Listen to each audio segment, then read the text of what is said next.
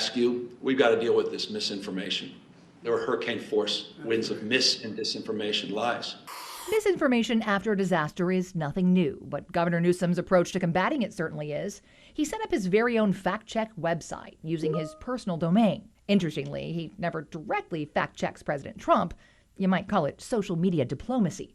Instead, he fact-checks posts from people who echo the president's sentiments. While some of his fact-checks are easily verifiable, like the Hollywood sign was not on fire, others require some nuance, which brings us to fact-check number 1. Did Governor Newsom cut California's fire budget ahead of the LA fires? Newsweek was first to publish the headline, but the governor didn't respond until it was picked up by Fox News. Poor stupidity and stunning incompetence from California's Democrat leaders. Newsom called the reports that he cut California's fire budget by $100 million in the months before the fire a ridiculous lie. Except it's not a lie. Let's start with the governor's fact-check. It is a fact that since he took office, the number of CAL FIRE personnel in CAL FIRE's budget has increased significantly. It did not double.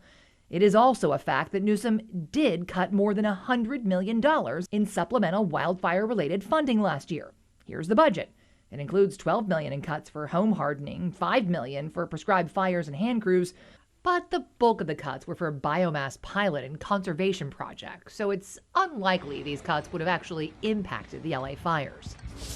Now to fact check number 2. Did California run out of water? For the sake of the smell, they have no water. They had no water in the fire hydrants today in Los Angeles. It was a terrible thing. Instead of fact-checking the president, the governor fact-checked a post from Libs of TikTok, saying there's no water coming out of the hydrants because the city didn't fill the reservoirs.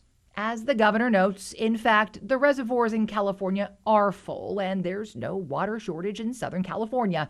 In fact, state data shows that all but 3 of California's major reservoirs are at or above historical averages.